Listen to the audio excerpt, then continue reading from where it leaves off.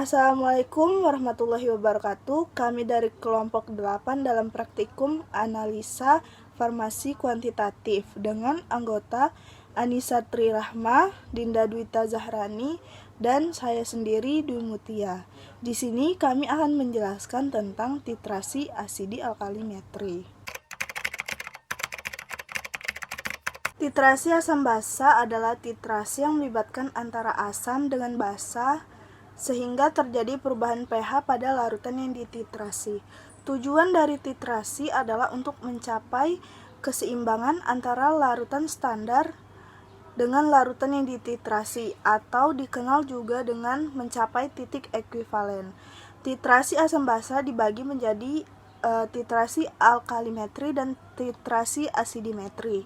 Alkalimetri merupakan titrasi yang menggunakan basa sebagai larutan standar, sedangkan asidimetri menggunakan larutan asam sebagai larutan standarnya. Proses asidimetri dan alkalimetri merupakan salah satu proses dari netralisasi. Sakarin merupakan senyawa yang bersifat asam, sehingga kadar sakarin dapat ditentukan dengan melakukan proses alkalimetri. Reaksi antara asam dengan basa berupa asam kuat atau asam lemah dengan basa kuat ataupun basa lemah. Setiap reaksi tersebut memiliki pH dengan titik ekuivalen. Dari pH titik ekuivalen tersebut dapat dipilih indikator untuk titrasi asam basa yang mempunyai kisaran pH tertentu. Asidimetri merupakan pengukuran jumlah asam atau pengukuran dengan asam untuk menentukan basa. Pengertian lain dari asidimetri juga merupakan titrasi dengan larutan basa atau dengan larutan garam terhidrolisis yang berasal dari asam lemah dengan larutan standar asam kuat. Contohnya adalah titrasi larutan NH4OH dengan larutan standar HCl atau larutan garam Na2CO3 dengan larutan standar HCl.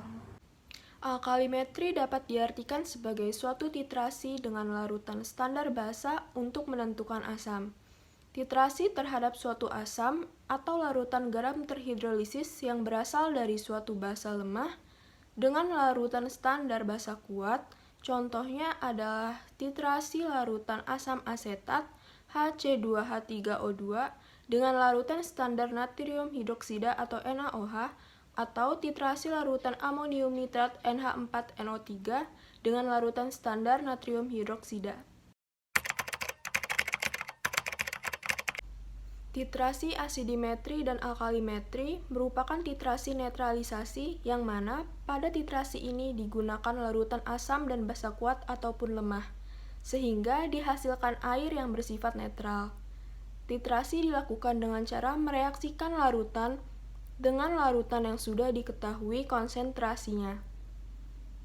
Reaksi dilakukan secara bertahap, dilakukan dengan tetes demi tetes hingga tepat mencapai titik stoikiometri atau titik setara. Titrasi asam basa melibatkan asam maupun basa sebagai titer ataupun titran.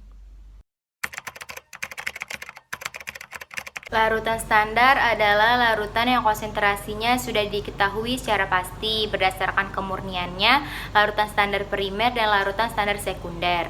Larutan standar primer adalah larutan standar yang dipersiapkan dengan menimbang dan melarutkan suatu zat tertentu dengan kemurnian tinggi. Larutan standar sekunder adalah larutan standar yang dipersiapkan dengan menimbang dan melarutkan suatu zat tertentu dengan kemurnian relatif rendah, sehingga kondan cepat. Konsentrasi diketahui dari hasil standarisasi. Larutan yang telah diketahui konsentrasinya secara teliti dan konsentrasinya biasa dinyatakan dalam satuan N atau normalitas atau M molaritas.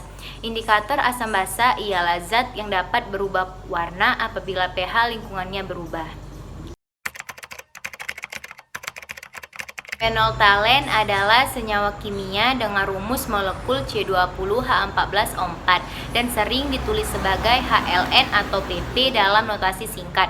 Fenolftalen sering digunakan sebagai indikator dalam titrasi asam basa. Untuk aplikasi ini, ia berubah warna dari tak berwarna dalam larutan asam menjadi merah muda dalam larutan basa. Phenolphthalein digunakan sebagai indikator titrasi dikarenakan pH PP yaitu 8,3 sampai 10 di mana trayek pH dekat dengan pH titik ekuvalen titrasi HCl NaOH yaitu pH 7.